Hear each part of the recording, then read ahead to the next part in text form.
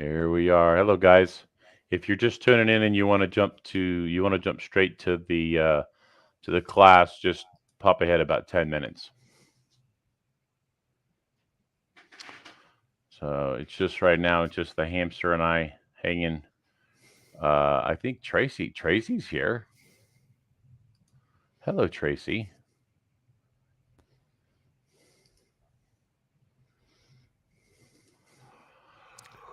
Hello,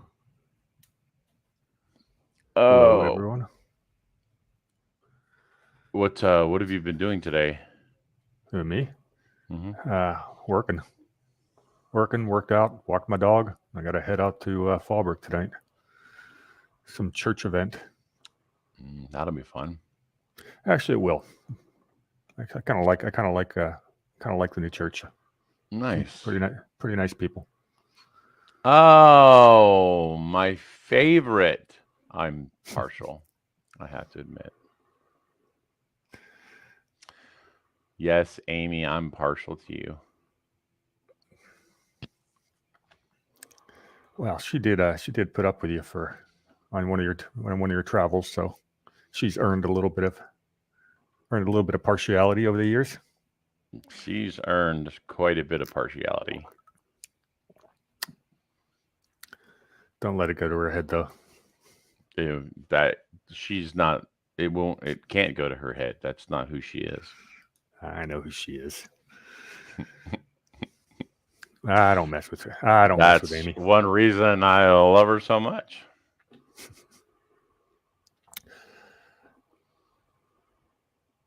I'm kind of looking forward to this class today.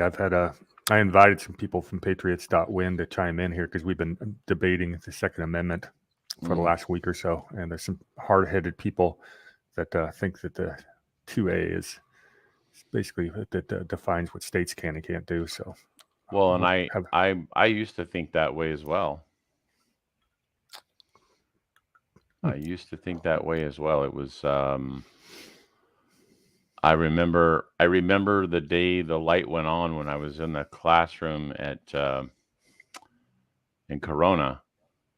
And hello, Tiffany. Hello, child of light, and Michelle and Monica. Welcome. I remember that day that I was in the class, and it kind of dawned on me, and it was kind of one of those gulp moments. It's like, oh man, California can get away with this crap. yep. That's the kind of information you find out and say that the only thing you can do is get involved locally. Mm.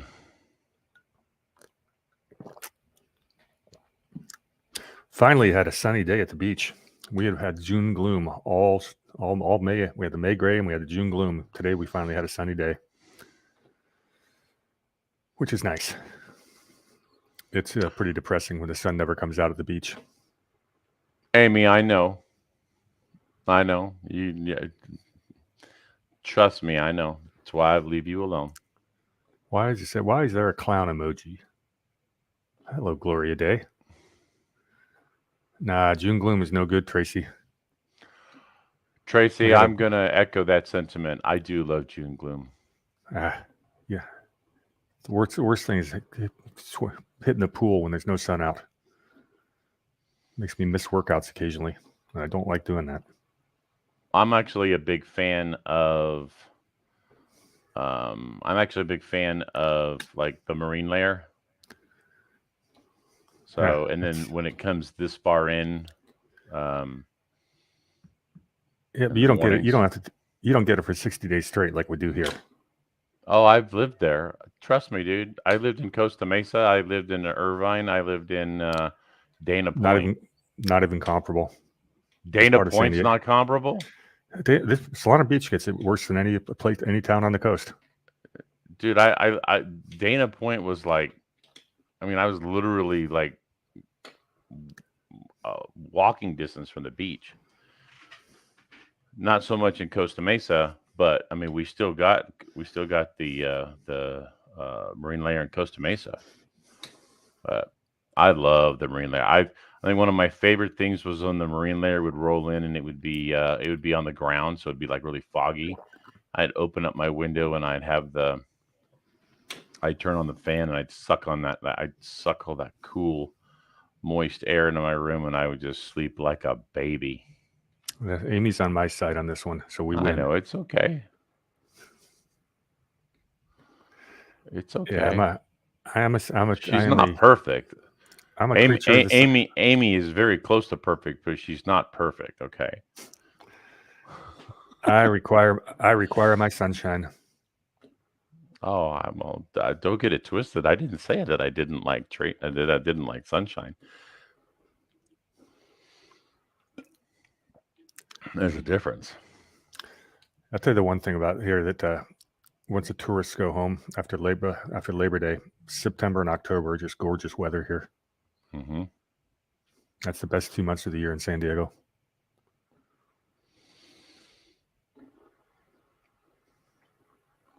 Well, come on, man.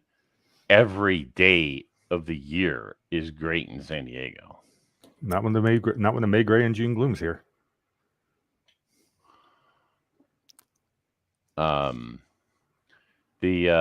So when I was a weatherman in the Navy, I actually I did some time at Miramar, and they talked about one of the most I think the area that has the most mild weather on the planet is right around San Clemente.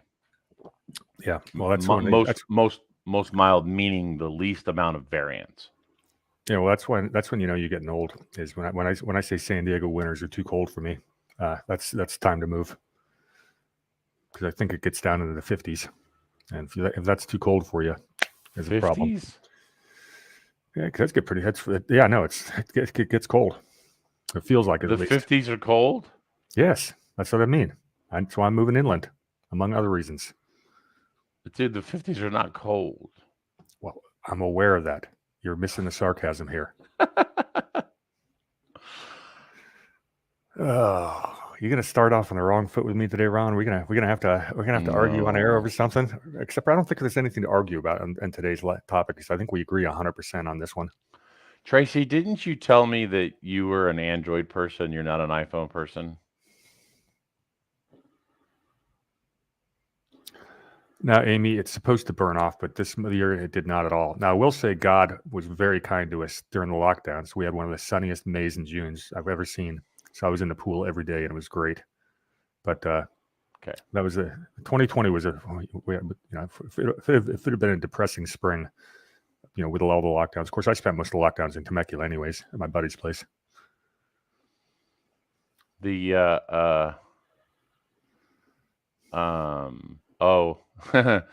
JC, you'd be surprised. I have a very good memory. Amy, there will be no hugging. I don't want Alpha to get jealous.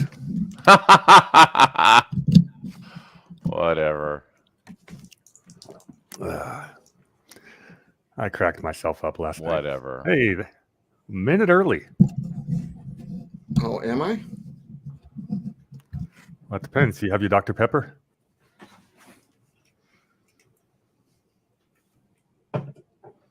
And I got my olives. You are early. Yeah, no, I purposely, knowing that I had things to do beyond just traveling here, I organized things so that I'd get here a tad early so that I could hurry up and do those things. Didn't get them all done, but got most of them done. Can I share something with you real quick? I want to share this with you. I just want to see your faces. Okay.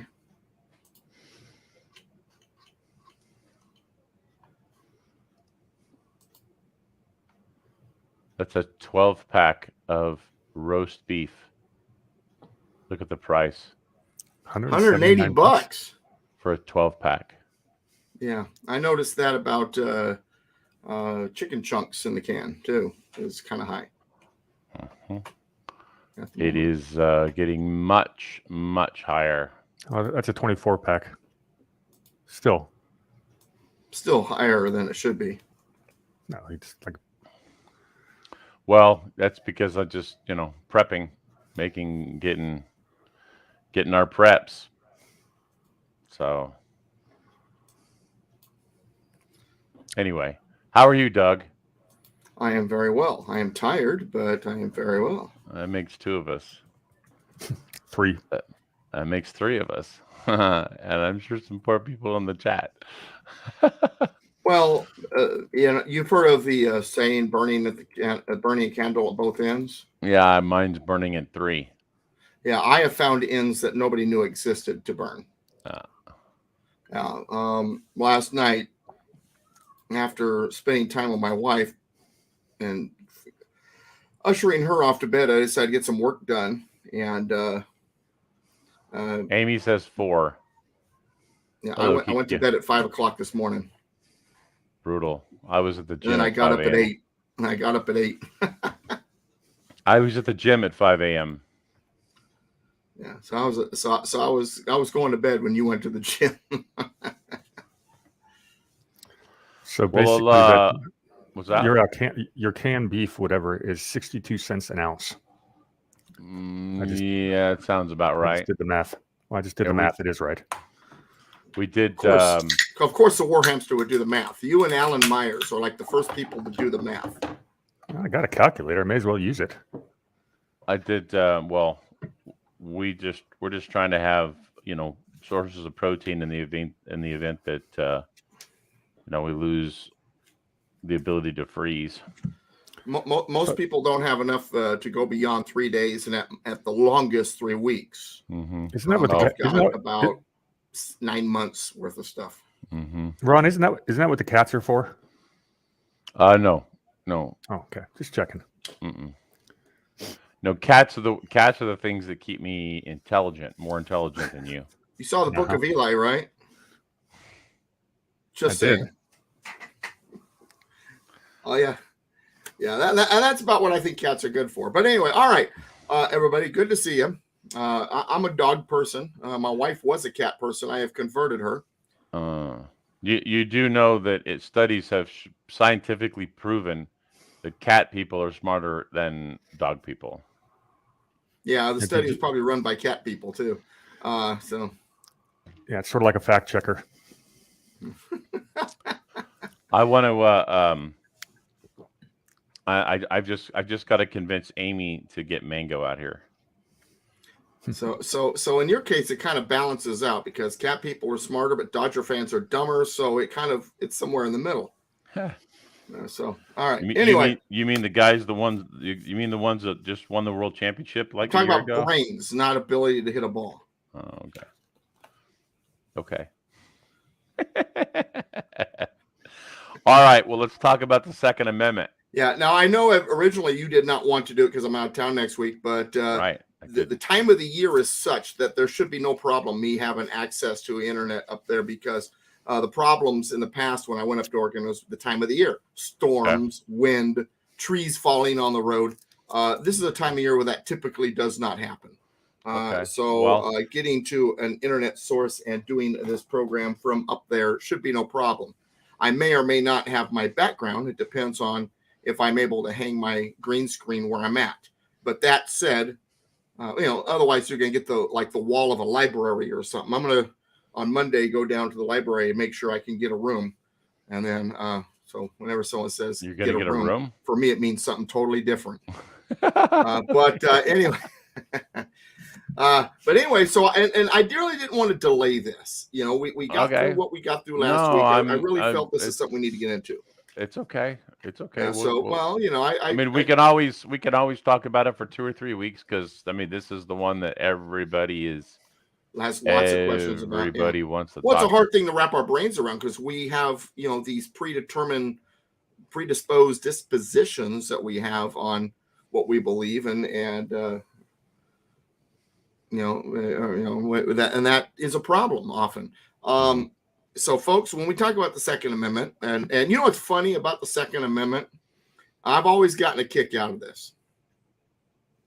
Everybody could tell you that the First Amendment has freedom of speech in it. Everybody could tell you the Second Amendment has guns in it. Beyond that, the average person has no clue about the rest of the amendments or the rest of our rights. They know speech is in the first and guns are in the second. That's all they know. Mm-hmm. And it's funny because the average person out there also It seems like, anyway, that they believe that the Constitution is the preamble and the Bill of Rights. The rest of it really doesn't exist to them. Second Amendment. Before I get started on it, I want to go over a few things to kind of set the set this wagon in motion, so to speak. Make sure we have our roadway laid out properly, so that we can navigate this in the proper manner. So one of the things that we have to remind ourselves are a few things. Number one, we don't have a national government. We have a federal government. Federal government is based on authorities. It has authorities to do some things. It doesn't have authorities to do other things. It's not a national government where it's at the top of the food chain and whatever it says goes. We have a federal government, so it's different than a national government.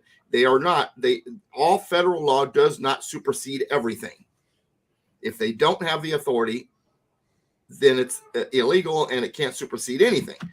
All right. So the question is, number one, where do the authorities lie? Number two, when it comes to our rights, our natural rights, remember, they are God-given. They are a gift from God. And God existed before government the last time I checked. So it is a gift to you. It is your gift from God. Government has no business to mess with it. However, in order to operate in an orderly society, the consent to the governed means we have given consent that we are willing to follow certain rules. And that includes even our rights. So while government cannot necessarily infringe upon our rights in ways that go beyond what we believe is necessary, some parts of government may make laws regarding our rights. However, as you'll notice, when we read this and we get through this, once again, it goes back to authorities. There's a very specific arena in where those authorities for gun laws would lie. And finally, third, I appreciate the enthusiasm of those who I consider allies about the Second Amendment. One of my favorite bumper stickers out there says the founders would be shooting by now. I get that, but while the Second Amendment is designed and was written primarily for the purpose of us holding down tyranny, running out there as a mob and starting to shoot is not necessarily the answer, at least in the short term, in the first place. So while I appreciate the enthusiasm, and when we talk about gun rights, the importance of owning guns and having guns and why we have them, let's be aware that there's also, you fight the battles you can win. There's certain protocols and not protocols, priorities we need to follow as a people when we're trying to get something done. There's, and we have to take all that into consideration. What's the proper word? Prudence. We must be prudent when it comes to our handling of getting back, restoring our Constitution and our Republic. Now, that all said, let's talk about language. One of the ways that the founding fathers, one of the things they knew when they wrote this is words mean something. They very carefully chose their words. Here's what tyrants know. They can screw with language and change everything. So this language here that we have in the Second Amendment is being challenged by the people out there that, well, basically they're using word magic. They're taking language and they're convincing you that words mean something else, or that because language changes or attitudes change over time, so does the Constitution. And that's not necessarily so. Now, the language is this: a well-regulated militia. Everybody knows that when they hear those words. They know that's the beginning of the Second Amendment. We all know that. A well-regulated militia being necessary to the security of a free state, the right of the people to keep and bear arms shall not be infringed. Now, we need to break this down piece by piece to fully understand it. On the surface, it's to someone like you and I, it's actually pretty obvious, right? We get it. But we have to be able to defend our position. So we have to understand why it was worded the way it was worded and what each part means. And also, some of us don't understand it quite as much as we think we do. And I appreciate once again, your enthusiasm, but bear with me because some of this is going to be challenging to wrap your head around. I want you to really give it a chance to really think about what we've learned already. Okay. Amy, by the way, that's awesome. Words mean much. That's why it's called spelling. Words can cast a spell. That's pretty good. I like that. All right, now get back to our language here. So a well-regulated militia. What is a well-regulated militia? Well, first of all, what's a militia? Now, in current terms, in today's language, we hear the word militia and we automatically think one of two things. We either automatically think about some crazy guy that lives up in the Ozarks or up in the Upper Peninsula of Michigan, with his pickup truck and the rifle in the window and a Confederate flag flying, or maybe not in Upper Peninsula of Michigan, maybe something else flying. But nonetheless, that's what we think of when we hear militia. We think of crazy dudes up in the hills that are overly armed. Well, first of all, they're not probably as crazy as you think, and they're definitely not overly armed, but that's beside the point. The other thing we think of when we hear the word militia, and that's those of us that have a little bit more education, is we think about those people who fought the American Revolution.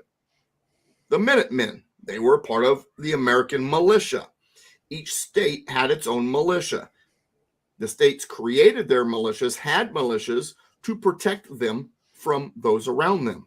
When I say those around them, I don't not necessarily just mean the British Army or a tyrannical government, but even the other states, because they weren't states at the time, they were colonies, and they needed to protect themselves from the other ones because the other colonies, or what would become states, had different ideas about certain things, and they were fighting over turf and commerce and so on and so forth.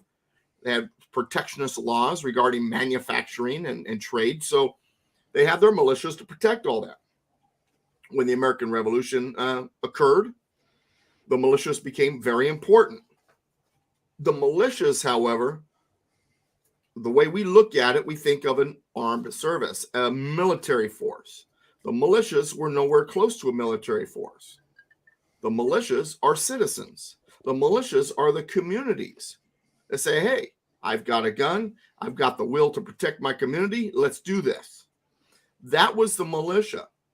And when we think about militia in current terms, in the U.S. Code, the U.S. Code actually separates militias up into two groups: the organized militia and the unorganized militia. The organized militia, we are told by the U.S. Code, I'm not necessarily going to say it immediately whether or not I agree with this. I'm just telling you what the U.S. Code says. U.S. Code says the organized militia is the National Guard, the state militia, the Air Guard, the Naval Militia, and there's like two or three others. Organized militia. They're organized, but they're not necessarily the military. They are the citizen soldiers, so to speak. Then, according to the U.S. Code, there is an unorganized militia.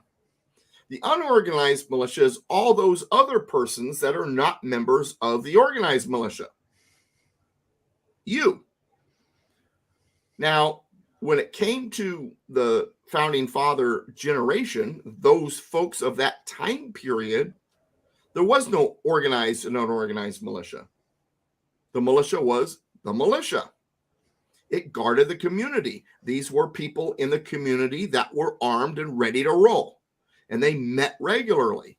And locally, they considered themselves a part of a county militia. And the county militia lead officer, the guy in charge, was your county sheriff. That's a very interesting thing to think about. It's the reason why having a good constitutional sheriff is so important. He's your top-ranking officer of your militia, whether it's organized, not militia, whatever. Now, militia is not necessarily a military force. When we say officers, there's going to be those that are part of the organized, and they have their uniforms, they have their rank, and then everybody else is going to kind of fall under that. We may not necessarily have marching orders. We may not necessarily have a rank, but we are a part of it. How do we know that the unorganized militia is us, other than what the U.S. Code says? Well, while discussing the militia and asked the question about the militia, George Mason responded, and I always paraphrase it because I don't remember the exact wording, and the exact wording is much more eloquent than the way I put it, but I'm going to give you the basic idea here. George Mason said that the militia is the whole of the people and a few politicians. So the whole of the population, all of us. Now, if you read the U.S. Code, it's going to discount some people as members, as not being members of the militia. Those are too young. Those are too old. Certain groups of females, great based on age. Military veterans are automatically a part of the militia, and so on and so forth. But I really don't care what their definitions are. I care what our definition is. I care about what the framers' definition was. And the militia is the community, the group of people who's willing to take to arms. Why is that important? Why are the individuals in the community being armed so important? Because they form the militia that can protect their community. And a well-regulated militia is a good thing. All right, what's a well-regulated militia? Well, one of the things that we learned reading about the war between the states, the Revolutionary War, the War of 1812, all of those wars from the 17 and 1800s are two things. Number one, the members of the militia, the citizens, were lousy shots. Number two, the equipment they used weren't exactly helping the fact that they were lousy shots. And so if we're going to have a militia, a community force that's going to defend the community against enemies, foreign and domestic, including a tyrannical government, they need to be well equipped and trained, at least to as best as you can. They need to know how to shoot. They need to have decent equipment. They need to have good guns and be able to get together and shoot every once in a while, meet and all this sort of stuff. And if that's not the case, then what's going to happen is what happened at the beginning of the American Revolution. Beginning of the American Revolution was very it is the whole people except for a few public officials, according to Warhamster. Thank you, sir. I was close. But anyway, so getting back to our militia here, they weren't doing very well in the war. We lost 8 of the first 11 major battles in the American Revolution. They were an angry mob. They weren't organized. They weren't equipped. They were, I mean, you ever seen that scene in Frankenstein where the townspeople are outside with the torches and the pitchforks? That's kind of what it was like, except for they had rifles. Musket loading rifles, but nonetheless rifles. It was just an angry mob. They weren't organized. They weren't trained. They all they knew is what Britain was doing was garbage, and we're going to fight them, dang it. And they did. And they got their butts kicked for it. And so what was quickly realized was this wasn't going to work. This is not good. We better get them organized. Not only was the militia not doing real well, the generals and other people who were supposed to be the hierarchy of the militia were bickering, arguing. They weren't following the recommendations of Washington or the Continental Congress. I mean, it was all in disarray. So what George Washington and the Continental Congress did is they came up with a plan to get more organized. They created the regulars. They promised wages. They tried to get the best equipment to them that they could. Supplies became better fed to the troops, and so on and so forth. It became well regulated. Well, wait a second, Doug, says the person who disagrees with me on the Constitution. The word regulated means it's controlled by government. If it's a well-regulated militia, that means it's a government-controlled military unit. That means it's a collective group that is under the leadership of government. No, that's not what it means. So let's now dissect this. Word regulated. Word regulated, and we talked about this with the Commerce Clause, so for some of you, you may have heard this. The word regulated it comes from, well, its cousin, should I say, is the word regular. Mm-hmm. They're family members. They may not be kissing cousins, but they're related. Regulated, regular. So you have these two words that are, so if you really think about what is regulated, if it's related to the word regular, then could it possibly mean to make regular or to put in good order, which is a definition that does exist in the dictionary. However, if you look it up in the dictionary, today's dictionary, most of them, not all of them, to put in good order, to make regular, that definition for regulated typically is the fourth or fifth definition, typically the fourth in the list of definitions.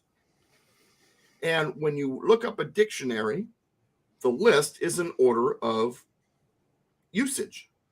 The more commonly used a definition, the higher or rank on that list. So if to put in good order, and usually to put in good order referred to financial order, but it also referred to other things. But it was often used to put things into financial order. But anyway, to put in good order, if it's the fourth definition, what comes ahead of it in the dictionary, in today's dictionary? Well, what comes ahead of it, second and third, are weights and measures and flow. You put a little sugar in your coffee, you're regulating the sweetness. Put a little honey in your tea, you're regulating the sweetness. You turn on or off the hose or on and off the sink, the water in your sink, you are regulating the flow. So the second and third definitions have to do with those things. The number one definition in today's dictionary, depending on the dictionary, reads basically to control or restrict through the use of law. So in other words, what the people in Washington think. Washington, D.C. thinks that regulated means. It means to control by their governance, their iron fist, by law. Therefore, to them, a well-regulated militia is a militia that's under the control of government. And if it's under control of government, then that means it must be something like the police or a military force. And therefore, it's a collective thing, not an individual thing. Therefore, they have reason to, because of that language, your right to keep and bear arms is a collective right, and that you can only keep and bear arms if you're a member of a government-approved militia, like the police or a fighting force. Of course, all of that is poppycock. It's only time I can use that second word and not be using profanity, but that's beside the point. That's all poppycock. And so now we have to go back. Well, what did they mean? What did the old dictionary say? Well, unfortunately, the dictionary in 1787 was the Oxford Dictionary. If we really want to know what the Americans thought, we need to go to the American Dictionary of the English Language by Noah Webster in 1828. The 1828 Webster Dictionary. Noah Webster was a patriot. He loved this country. He loved the Constitution. He loved keeping and bearing arms. This is the guy that recommended that the Bible be used as a textbook because you don't need anything else, right? It's got history, it's got geography, it's got grammar. Everything you need is in the Bible, he thought. And he also put into the school something called spellers to teach children how to spell words. So language was kind of his thing. He's like, wow, I'm watching the American version of English depart from the British version of English. We are starting to have ways of saying things or terms that are not necessarily consistent with our relatives across the pond. So we need an American version of a dictionary. And in one of his writings, he even writes so that people can more easily understand the Constitution. So let's refer to that. Let's go to that dictionary. Oh, you looked it up. All right, very good. Ask and you shall receive. All right, so let's look at that. So the word regulate, when looked up in the dictionary, the very first meaning has to do with weights and measures, flow, and other things like your manners and things like that, moral conduct. So it says to adjust by rule, method, or established mode as to regulate weights and measures to regulate the, thank you, because my dictionary is actually what's holding up my laptop to make it up higher here. So I couldn't pull mine out. Thank you.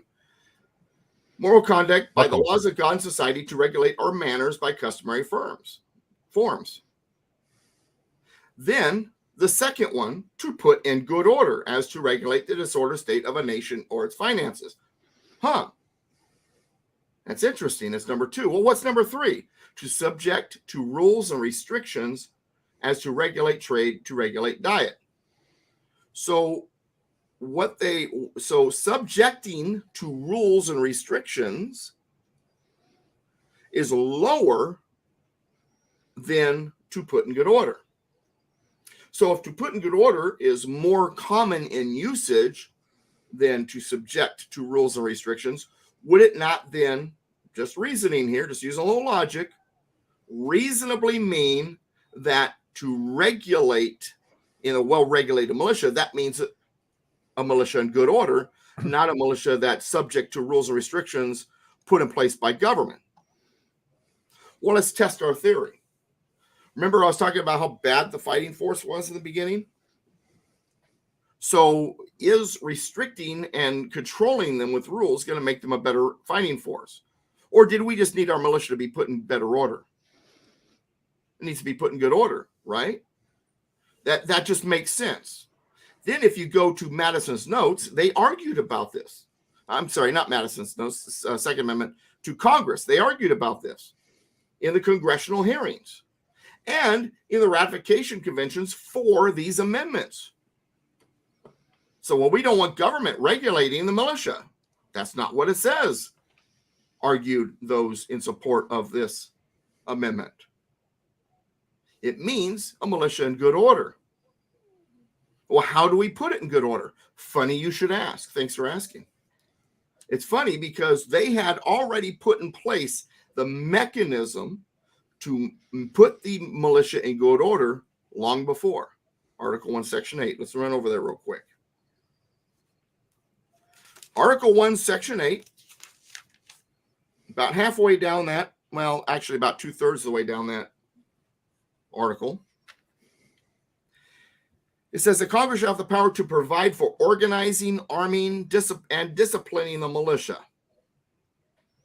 and for governing such part of them as may be employed in the service of the United States, reserving to the states respectively the appointment of the officers and the authority of training the militia according to the discipline prescribed by Congress.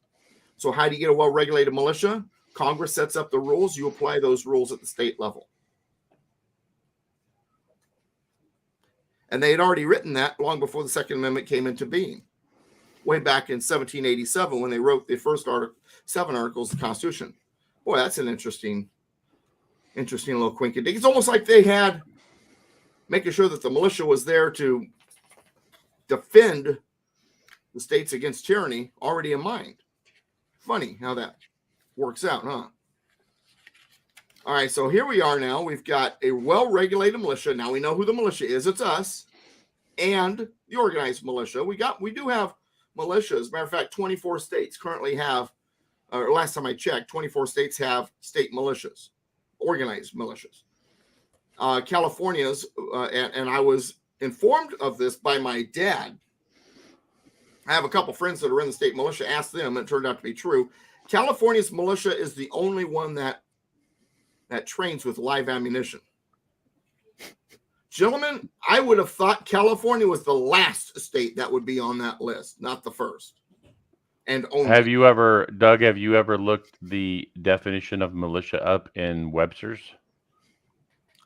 The word militia I don't recall what it says.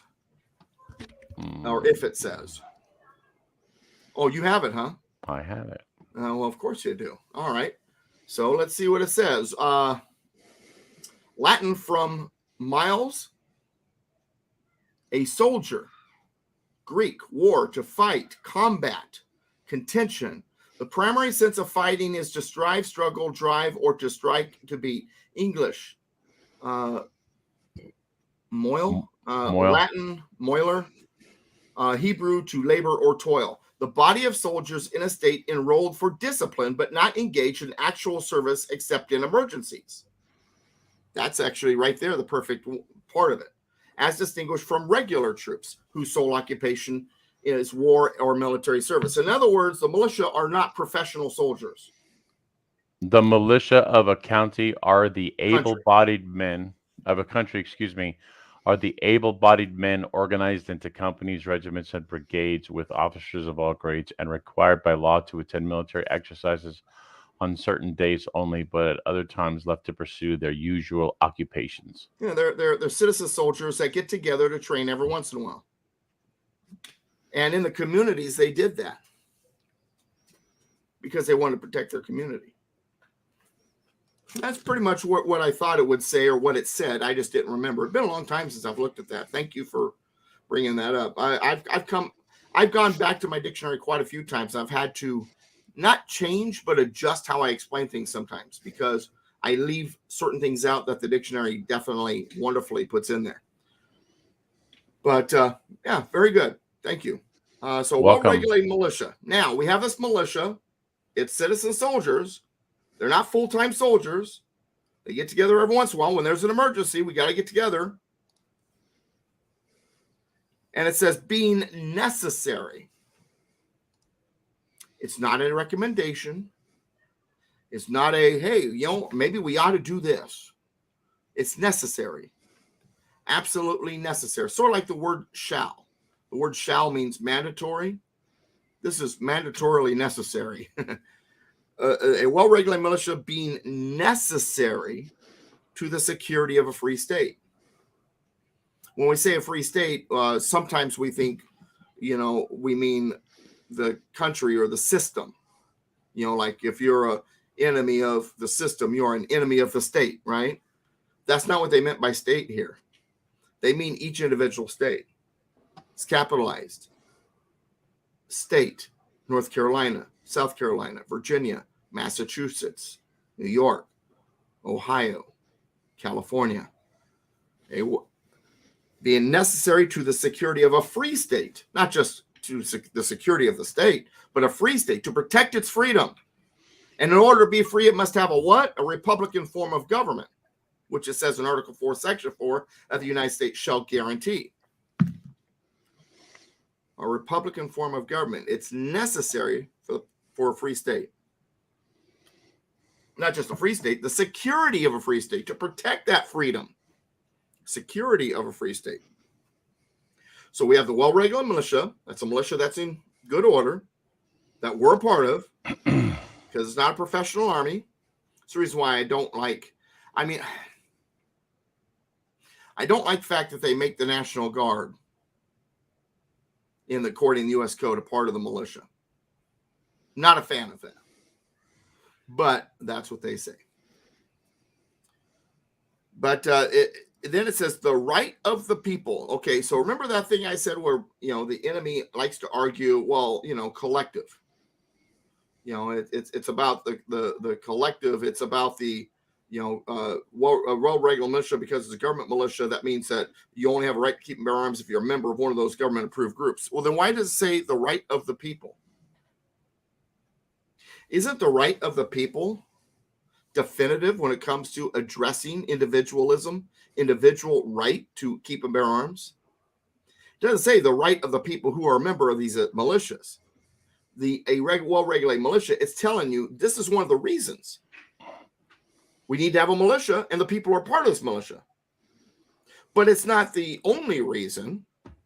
The people have the right, militia or not, the right of the people to keep and bear arms. Look up the word bear for me while I'm talking, if you don't mind. Mm-hmm. So the right to keep and bear arms. All right, to keep arms, well, that's pretty obvious, right? To keep, to have, to possess, to own. But bear is an interesting one. Go down to the seventh definition there. I believe it's the seventh. I'm pretty sure it's the seventh. Mm-mm. No, it's not. No, it's not the seventh. Hang on. I thought it was the seventh one. Number 3. Oh, it's number 3. No. No. Yeah. It's number 3. To where? Oh, yep, that's the one. Number 3. So the word bear, according to the dictionary, I'm glad it's further up the line than I thought it was. I always think 7, but it's number 3. I ought to remember 3. 3 is my lucky number. I don't believe in luck, by the way, but it's my lucky number. So anyway, yeah, figure that one out. See, I'm so confused. So when it comes to the word bear, it says to wear. Okay, to have on your body is to wear, right? To bear is a mark of authority or distinction, like a badge, as to bear a sword, a badge, a name. Then there's a semicolon, to bear arms in a coat. Well, if to bear means to have on your body, to wear, and then it says in a coat, it doesn't say on a coat, it says in a coat, then what's it saying? It means that bear means to concealed carry. Does it not? Right? That's what I see. In a coat, right? In a coat, conceal carry.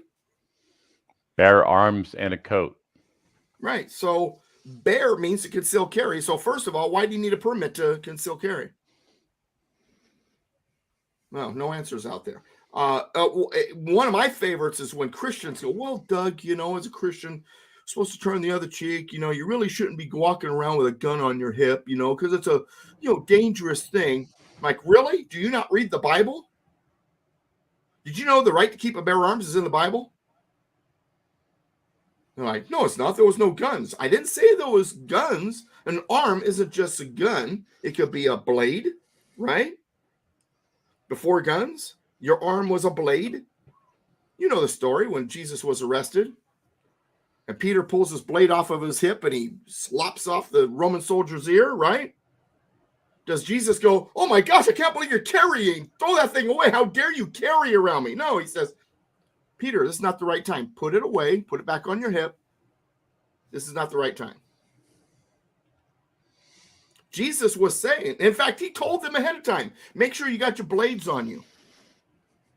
So, and the reason why I bring that story up is this is just me. Hey, if it's good for Peter and Jesus, it's good for me. That's all I got to say when it comes to carrying. Luke 22:36, and he said unto them, but now that I don't like that one. Let me get a more readable version. Jesus said to them, but if you have money or a bag, carry that with you. If you don't have a sword, sell your coat and buy one. Make sure you're armed, man. It's even more important than your coat. Of course, you might want to wear the coat to hide the arm, according to number 3 there, the Webster's. That's beside the point. All right.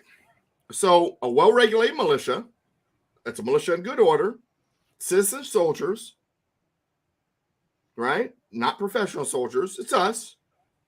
Necessary to the security of a free state, the right of the people to keep and bear arms, to own, to have, and to carry, even concealed, shall not be infringed.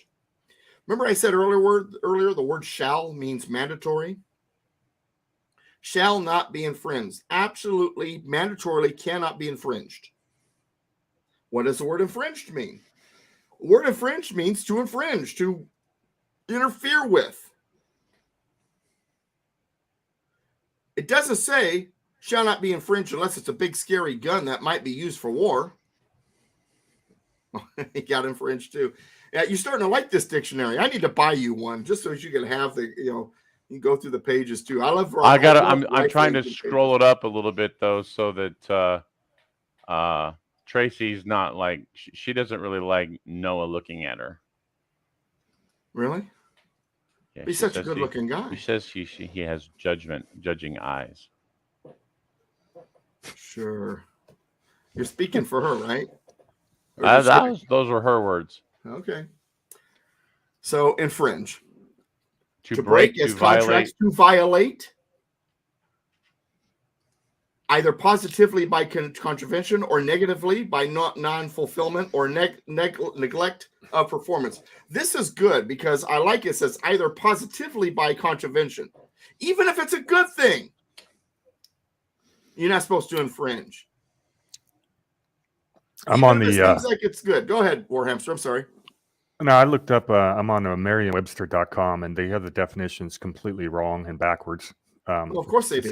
It says it was 1828, but it is absolutely not the same one Ron is putting up there. So if you guys are looking for the dictionary, make sure you get the right one. 1828, yeah. Well, like I said, I've got the hardcover version. Now it's a recent printing. I don't have the original. If I had the 1828 version, I'd really be a happy camper. But nonetheless, so the language is pretty clear. Now, if shall not be infringed means what it means. And now let's go to the preamble of the Bill of Rights, because I'll explain why in a minute. Let's go to the preamble of the Bill of Rights. If you have a pocket constitution like the one I have, it's on the previous page, page 20. And it explains the reason for the writing of the Bill of Rights. And if you go to the third line at the end, it says, in order to prevent misconstruction or abuse of its powers. Who's the it? Federal government. They are not saying we are passing these to prevent misconstruction or abuse of their powers, which would have included the states. It's saying its powers, the federal government. The states are not, you know why? It's the delegates from the states are writing this. It's the people who serve their states that are writing this. They're not worried about themselves. The distrust is not for themselves. The distrust is of this federal government they're creating. So first of all, and even the most liberal historian will tell you, at this time in history, the Bill of Rights only applied to the federal government. Every historian you meet, except for the real idiots, which I haven't come across one yet.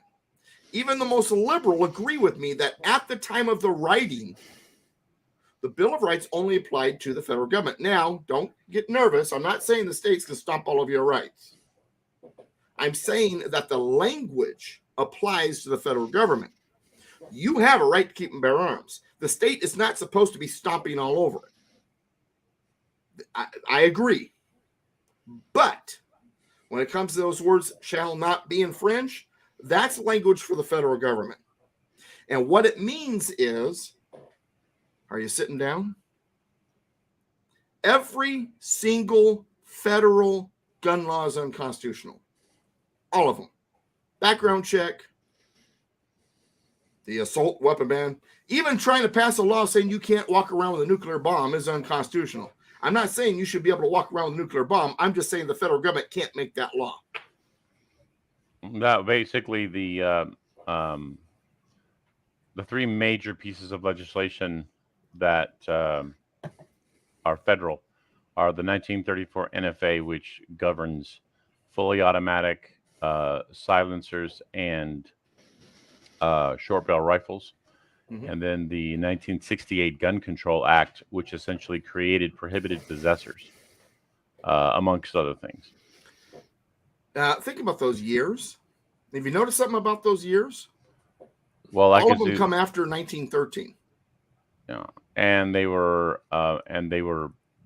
two of the most grandy. They were passed under administrations that both presided over vast expansions of government. Mm-hmm. But here's what I say about interesting that they passed after 1913. Do you think a U.S. Senate populated by senators that were appointed by the state legislatures would have ever approved a law like that? Better hope not. Likely not. I'm not going to say for sure not, but likely not. Well, the Supreme Court happens to agree with you because they just ruled on a gun control issue last year. And basically what the Congress is doing, what they're trying to put through right now goes directly against what the Supreme Court just ruled on. So I've heard some pretty good opinions that, they may get something through Congress with 10 sellout rhino senators, but that thing's going to be challenged in court very, very quickly. Well, absolutely. Man, that's what I'm saying about a lot of stuff that's going on in California right now, too. And California law was recently struck down, the age 21 one. Conservative Cowboy, the 1934 National Firearms Act, which does govern fully automatic, is unconstitutional because it is a federal government law. To And answer your question, so, conservative cowboy, the yes, federal the answer government is cannot. they cannot, according to the Constitution, they cannot create any laws that restrict anything, nothing. Now, then Colt Browning afterwards says, state level, good question. All right, so let's talk about the states versus the federal government. So federal government shall not be infringed. Every single gun law, trying not to use profanity here, is unconstitutional. Now, real quick, just for the fun of it, and if you want to find it, you're welcome to, let's take a look at Federalist number 45. James Madison wrote Federalist 45. Of all the Federalist papers, I refer to Federalist 45 more than any of them. Well, that number 45 seems to have a pretty good number in terms of government, huh?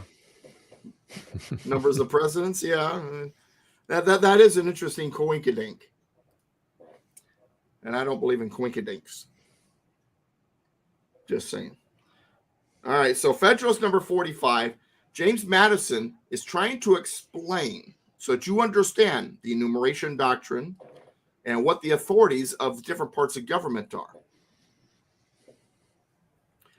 So here's what he wrote in Federalist 45. The powers delegated by the proposed Constitution. Remember, this is at a time that the Constitution had been written and signed and was proposed to states, but had not been ratified yet. The Federalist Papers were essays written by John Jay, Alexander Hamilton, and James Madison to convince New York to ratify the Constitution. It was believed that as New York goes, so goes the rest of the country. And so if New York ratified it, the others would likely follow.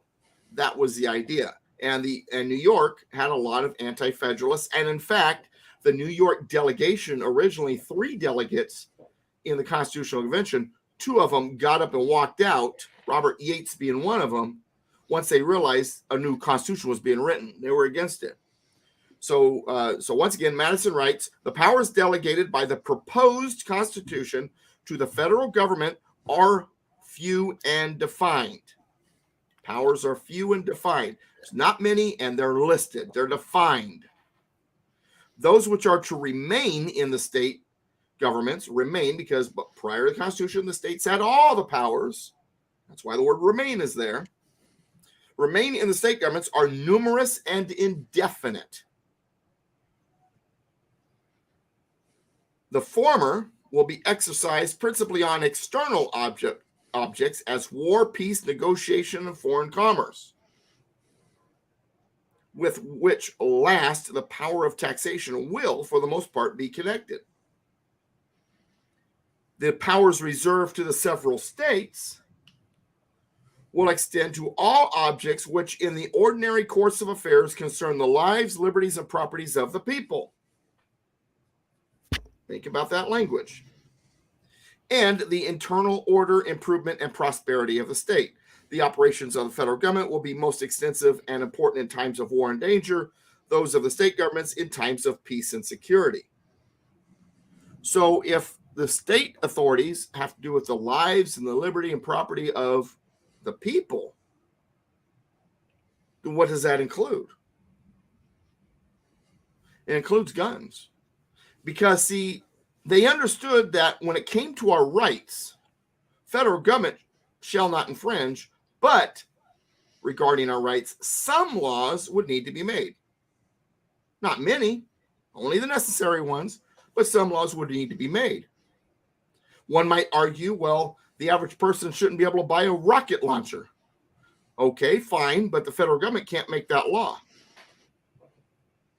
And most of the states, if it was left only up to them, most of the states probably would, except for maybe Montana and Wyoming. But or Idaho. In Idaho, yeah, and maybe Alaska. Maybe and Arizona. And then everybody with their rocket launchers be lined up on the border.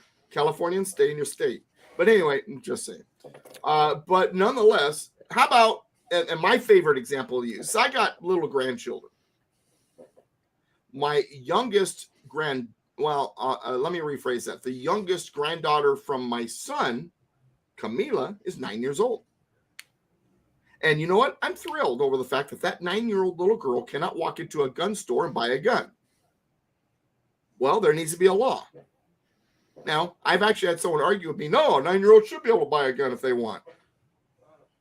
But I've only had one of those people argue with me that. Most people agree with me. Yeah, it's probably a good idea not to let little kids buy a gun without parental permission or so forth. Somebody's got to make that law, and shall not be infringed means the federal government cannot. Therefore, who does that leave? That leaves the states. So the state government can make laws regarding our rights. Yeah, but Doug, now that you're opening that Pandora's box, look what California has done and New York has done and Illinois has done. They're making all these anti-gun laws. Yeah, they have. And technically they can, but you're right, they are beyond what should be within the constitutional principles. So what do we do about it? We stop them. We take control of our states. Our problem is we haven't. And originally, like I said, the states weren't worried about themselves. They were worried about this federal government controlling things. Because the primary purpose of the right to keep and bear arms is to not let the federal government take over the states and be tyrannical. We need to be able to defend that. So we're not worried about the state as much as we are the federal government. But guess what? The state's a problem too now. Then we need to be active. We need to get a hold of it, a hold of that control. Now, guns and control. Ketro, yeah, there's a whole list. Turkey being one of them. How about America? So it says, well, that gun confiscation will never happen in the United States. It has. What do you think they did with the Native Americans before they rounded them all up and put them on reservations? They disarmed them. Because disarming a people is the best way to enslave them. So now that said, get back to what I'm talking about here. So the federal government, according to the Second Amendment, cannot infringe on our right to keep and bear arms. Why? Because we are part of, number one, it's just the right of the people, number one. Number two, we are part of a militia that's necessary in order to protect, to secure the security of a free state. Of course, it goes way beyond that. I have a right to defend my possessions. I have a right to defend my home. I have a right to, we don't have the Second Amendment because we're afraid the deer will rise up against us. Right? We have a Second Amendment because we worry about the federal government rising against us. There's this video of this woman addressing a city council one time over guns. And she says, hey, we have guns to protect us from you. And she's like pointing right at them. It was great. Yeah, the deer may not rise up against us, but the hamsters are getting pretty darn close. Well, yeah, they all have attitudes. Well, yeah, I shared an article on the Glitch video last night. Apparently, they've been giving steroids to hamsters and having them do Fight Club. This is actually happening at an American university. So that's where that little bit of humor came from. Doug, are you aware of the county in Missouri that created here, let me share this. Missouri County. Oh, yeah, I've seen this. Yeah. Yeah. That's good stuff, man. So Missouri County legalizes the arrest of feds who try to violate Second Amendment rights. So in preparation of the Biden administration passing potential anti-gun legislation, a county in Missouri passed an ordinance which would invalidate the federal government from infringing on the Second Amendment rights of its citizens. The ordinance grants the county sheriff full authority to make an arrest of any and all federal agents that violate state laws and enforce regulations. The Second Amendment Preservation Act of Newton County, Missouri, cites the state's own constitution for justifying the legislation. All federal acts, laws, orders, rules, and regulations passed by the federal government, and specifically any presidential administration or their past, present, or future, which infringe on the people's right to keep and bear arms as guaranteed by the Second Amendment of the United States and Article 1, Section 23 of the Missouri Constitution, shall be invalid, the act reads. Now, what's really good about that is the fact that they did it. The sad thing is, that's already the case. They didn't really need to make the law. Constitutionally, that's already the case. However, I'm glad that they did put it in language that everybody understands. But yeah, that already exists. Your sheriff is your constitutional officer. He gave an oath to the U.S. Constitution, so if this and the state constitution to protect them and to preserve those principles. So if a law is put against us that is unconstitutional, the sheriff has the authority to say, "Nah, not going to execute that. It's a BS law." Yep. He is your last line of defense against tyranny, basically. And also, he's the commander of the local county militia. Yeah, I was just going to say, and as you just said, which I didn't know until today. I've heard you go over this several times, and I've never heard you say that. Well, it's funny because as I read more and more, I do add things. I knew that, but I didn't emphasize it. But it's become so important lately with these sheriff elections, things like that, that people need to know this. I did a video about constitutional sheriffs like about a year ago. A little over a year ago, if you want to go looking for on youtube.com/Douglas V. Gibbs. All right, now we are about 3 minutes before the hour. I have given my spiel on the Second Amendment. Here's what next week is for: your questions and a discussion with these two gentlemen right here about the Second Amendment. It could get interesting. I'm not sure I like the way Ron's grinning about it, but hey.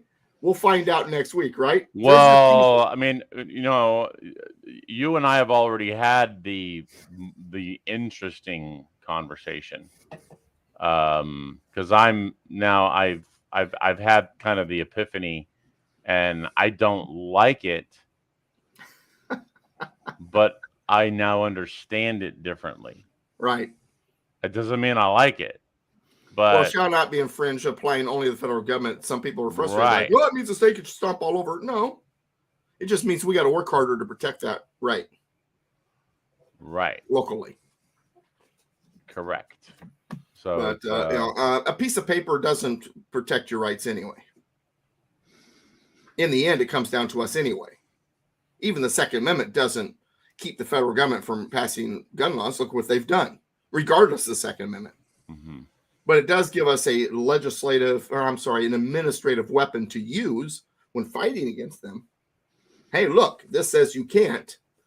But in the end, it really comes down to our will versus their will. Ultimately, that's what it comes down to. All right. Good seeing all of you. One last thing.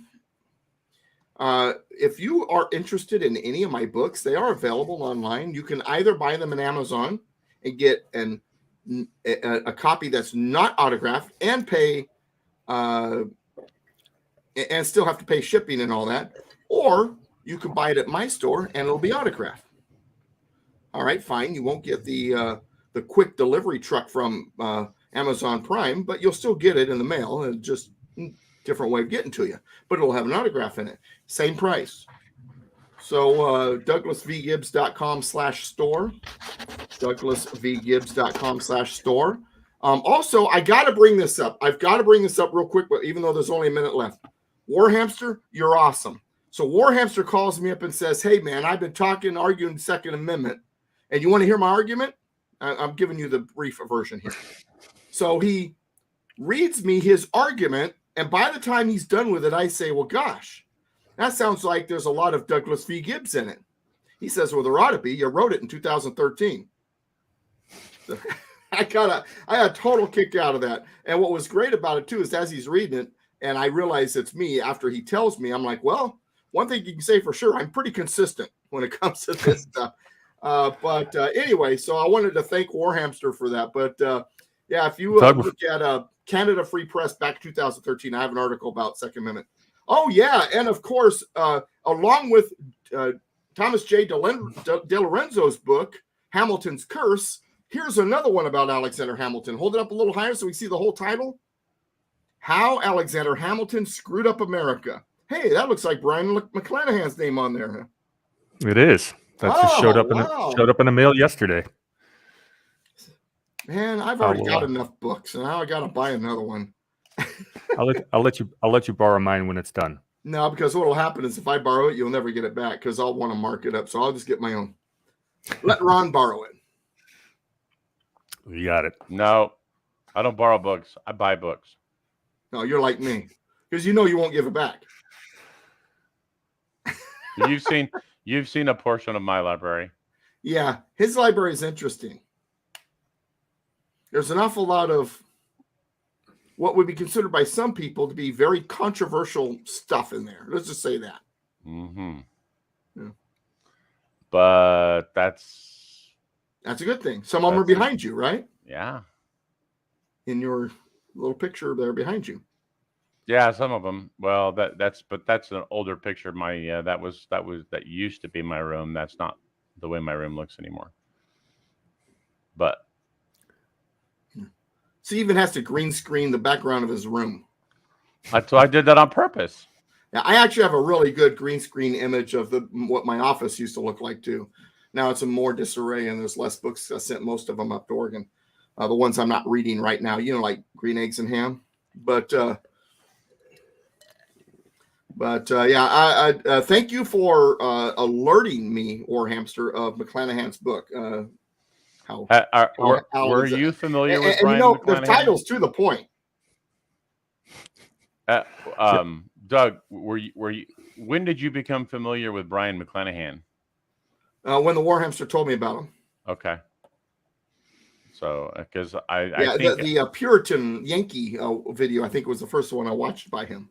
Yeah, I stumbled on him. Yeah, I stumbled on him because he was we were talking about doing a video on the differences between the Confederate Constitution and the United States Constitution. I did a search and I found his video on the differences, and then I shared it with Warhamster. Yeah, and one of you guys told me about that. Yeah, I haven't watched it yet. What's funny is when he told me about that book, I had just finished being in the process of bookmarking a bunch of Brian's videos that I want to watch. He's also a part of the Abbeville Institute with Thomas J. DiLorenzo and Don Livingston. Are you familiar with the Abbeville Institute? So no, the Abbeville. But I'm a huge DiLorenzo fan, but you know that. Abbeville Institute is a place where they talk about true Southern history. Now, I haven't sent the link yet. I'm going to try to do it before I go out the door. I'm going to send you the link, but I'm also doing this for the audience. I want you to hear this. My mentor, the person who really set me straight on the Constitution and put me on the road to be what I am today, went by the moniker online of Loki. You've heard me talk about it, I'm sure. His real name was Tim Curlin. He and a guy named Troy LaPlante, which I'm still in touch with, and another guy named Brian, I can't remember his last name. The three of them did a show called Patriots Pub. And when Loki died, they wanted to do everything they could to preserve Patriots Pub. They felt like it was almost like a shrine that needed to be protected. But eventually, over time, the folks that were trying to keep up the website didn't pay the whatever, and Patriots Pub as a website and on TalkShoe vanished. But I was trying to see if I could find it anyway, and I found it just yesterday. It's on iHeartRadio, all of the episodes. Now, here's why this is important, folks. My mentor, with two other guys, went through all of Madison's notes on Patriots Pub. I mean, it's I can't remember how many episodes. It's like this incredible number of episodes, like 100 and something, 54, 200, something like that. But hey, quiet. But 155. 155. Okay. Oh, you already found it. It's a lot of episodes, but it's good stuff. I haven't listened to it since like 2000. The early episodes, I should say. And now it says 2016 on these episodes, but they're originally done like in 2009 or something like that. So they got uploaded to iHeart. Yeah. Later on. But the early episodes, like 2009, and I'm looking through some of these episodes, I do see them going all the way back to 2009 and stuff. But the early ones apparently just got added. But I would suggest listening to those. He, like I said, the guy was my mentor, and I remember Patriots Pub being pretty darn awesome. And you can find it on iHeartRadio. So just saying.